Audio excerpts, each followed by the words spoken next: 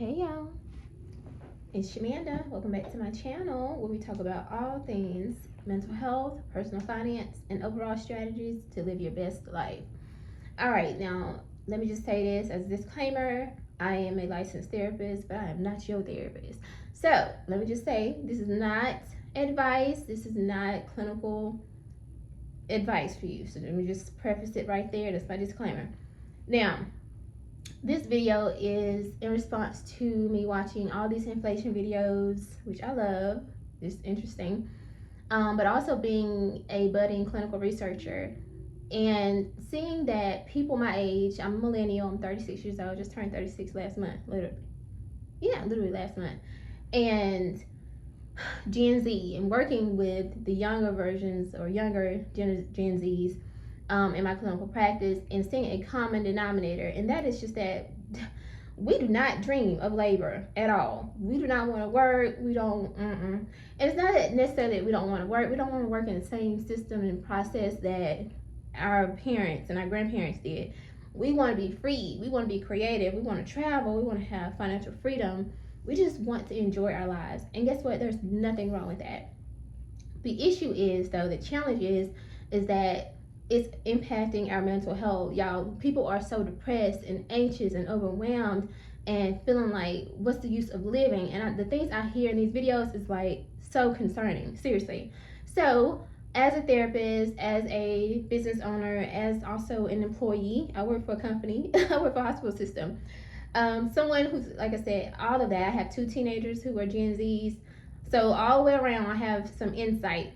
I want to give you 5 things that will help you if you do not dream of labor, but you still need to get this money until you can be free.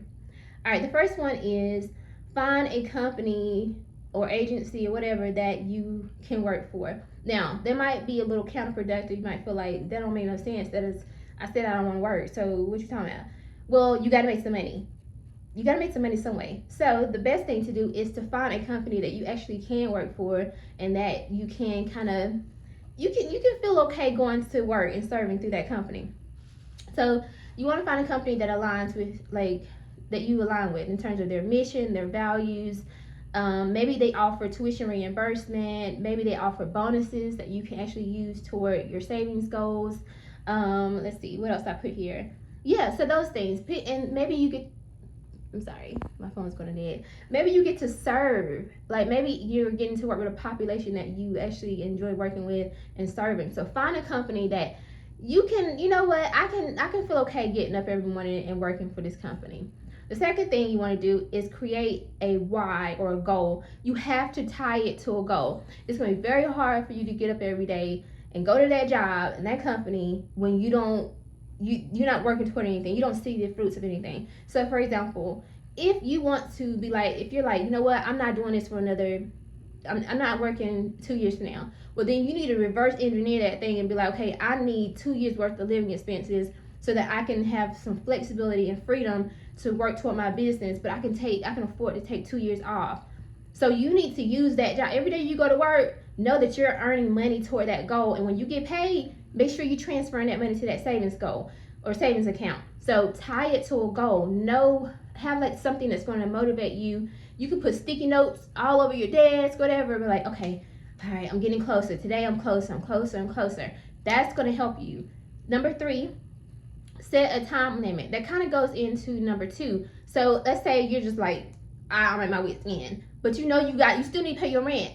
You still gotta buy food, you still gotta buy gas, you still gotta pay a car payment, you probably still gotta take your kids to daycare, whatever. So create a time limit. Be like, you know what, I know I probably can make another 6 months, or I might can do another year. Well, then set that goal. Say I'm gonna do a year, but you work and grind that year. And you might need to do a side hustle and all that to make it a little bit faster, or to make sure you meet that goal, that year goal, or that 6-month goal. But set a time limit, and that's going to help your mind be able to stick through it.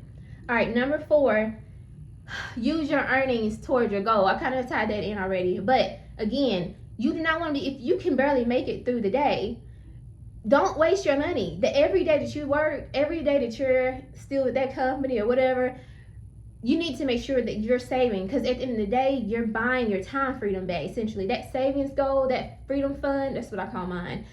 Your freedom fund is actually, it's your thing. It's it's going to help you escape this rat race or this labor that you do not dream of. So you got to be consistent and save. You got to, everything, whatever that goal is, you need to put it toward that goal, that savings account. All right, number 5, you have to believe that you can do it. Now, if you go into this and you're just so burnt out and stressed out and just so over it, it's not going to work. You got to train your mind to know that you can do this. You can escape this. You don't have to live this life that we were given or sold. No, things have changed now. And listen, I'm happy to talk to different companies and help them understand this new generation and millennials and Gen Zs from a therapeutic perspective, a psychological perspective. It's not that we don't want to work. It's just that we want something a little different, okay? And we will give 110% or 100% to you, but we also want to be able to work toward our own things. And I think that they will be okay with that if they understand that. But you show up every day, do your job, work towards your goal, your purpose in life, what God has called you to do, whatever that is for you. But you have to believe that you can do it.